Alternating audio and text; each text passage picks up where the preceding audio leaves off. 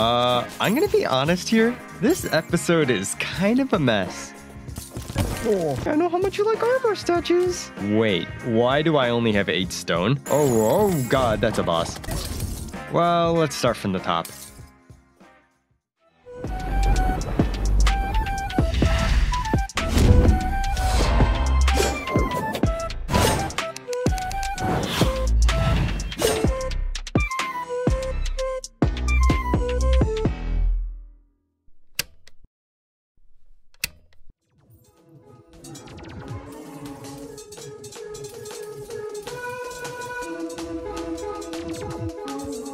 Hey, welcome back to the melee only account. My goals for the account are simple: obtain the best endgame weapons and defeat all of the bosses, all while only relying on melee weapons. Last episode, we took down all 3 mech bosses in a row. That of course means that a whole slew of new content is now available to us. 7 new ores, 3 souls from the bosses themselves, and many more upgrades. And you know, before every recording session, I always make a list of things and goals I want to accomplish so that the content stays at least somewhat directed. That being said, first on our list is the Avenger emblem. Let me just pop into my storage of 16 emblems that aren't the Warrior's emblem. This is at least a good enough alternative for somebody as lucky or unlucky as me, as it offers a 12% damage increase for all damage types, not just melee. A great pickup for people who use multiple weapon types, and it will be used in a later upgrade, though I haven't found the 1 in 6 for the Titan's Club, if you were wondering. And let's take a dip into the caves for the new ore. While I'm mining, I just wanted to really quickly talk about the candles I mentioned last episode. There's 4 sold by the Drunk Princess. Blue, fly better, pink, recover better, purple, defend better, and orange, hurt better. They each fill up a buff slot, so our limited 22 slots might suffer a bit if we want to use these for other fights. They are very powerful though, and not having to craft or carry around 4 extra potions is a welcome change. One more thing from last episode is that somebody mentioned in the comments that Drayden's remote was removed. Honestly, the thought of fighting all 3 of them at once is kinda scary, so I don't really mind. There's still plenty more cool fights to look forward to. I've now collected enough ore to upgrade my anvil, which will let me work with higher tier materials. All that's missing now is the upgrade for the furnace, which I'll dip back down into the caves for. Let's quickly make a new pickaxe with the new tier of ore, which, pause. Totally forgot I had hollow bars, which is the highest tier until the next big unlock. The whole fighting 3 mech bosses in a row thing isn't something I'm really used to, and because I fought all 3 of them, each of the treasure bags dropped hollow bars, which normally wouldn't drop until the last one was down. Anyway, I go back down, get the ores, upgrade the furnace, and I kind of feel like an idiot for wasting all those bars on a pickaxe, which only got worse, by the way. Do you ever scroll through the item list and scroll like 1 or 2 extra? Oh boy, I know how much you like armor statues. Well, I've got everything upgraded in the workshop now, so I can start finally making all the new items. First thing I make, of course, is a new sword with the cryonic bars, the Dark Light Greatsword, which you can tell I was quite pleased with. What is this? It fires blades that explode into 3 homing orbs. The next thing I wanted to make, I was missing some pixie dust, so a quick stop to the jungle hollow. Somehow found myself back in the caves underground, and accidentally stepped on a pressure plate trapped with explosives. But I didn't die. That's a first.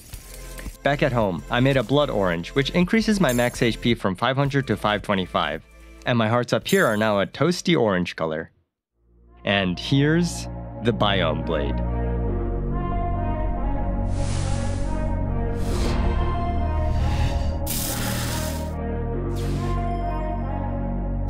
And don't worry, I'm not doing that whole sequence again. There's 3 new forms, and all of the previous ones got better. So from the top, Pure Clarity now locks onto enemies whenever you land a true melee attack. Decay's Retort, landing 3 attacks without landing causes you to thrust through them. Biting Embrace leaves a glacial mist that damages enemies as they pass through it. Extant Abhorrence charges, then lunges. Making contact with the ground causes pillars to rise up. Arid Grandeur now launches blades out when full size. Grove Tender's Touch, and I know you can't see it very well, but Vine Sprout on critical hits. Gesture for the Drowned shoots 2 water balls which create small waves, bigger waves underwater. And Heaven's Might, which not only does this, but also this.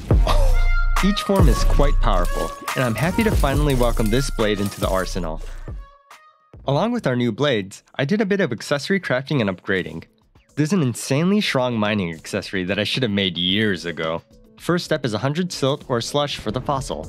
Combine this with demonic bone ash, 3 ancient bone dust, and 5 bones to make the archaic powder, which provides a 20% increased mining speed, 5% damage reduction, and a plus 10 defense while underground.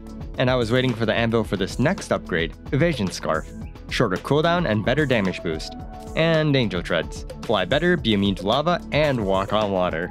For my armor upgrade, I need some cryonic ore, so 1 trip to the ice caves. Also, now that I have archaic powder, here's some machine gun mining. Ore is ready, and here's the Daedalus armor. 55 defense, 3% general damage, 10% move speed, 15% melee speed, 16% crit, 20% melee damage, and comes along with the ability to reflect projectiles every minute and a half.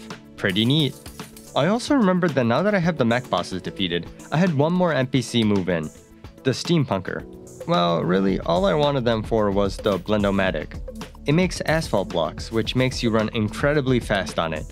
It's just 2 stone and 1 slime and wait, why do I only have 8 stone? Oh no. Remember I was in the hollow and I stepped on this explosive? Thinking I was throwing out that stupid pressure plate into the trash, I threw out 4,758 stone. I swear to God this episode is cursed. I end up making my way into the ocean to see if I could farm for an accessory I'm missing. And what the heck is this? Oh god, that's a boss. And I think this is a good cue to take a break. I have plenty still on my master list of things I need to do before the next big checkpoint, including 2 boss fights. So next episode should be a fun one, and I even died to the fish again. So see you soon!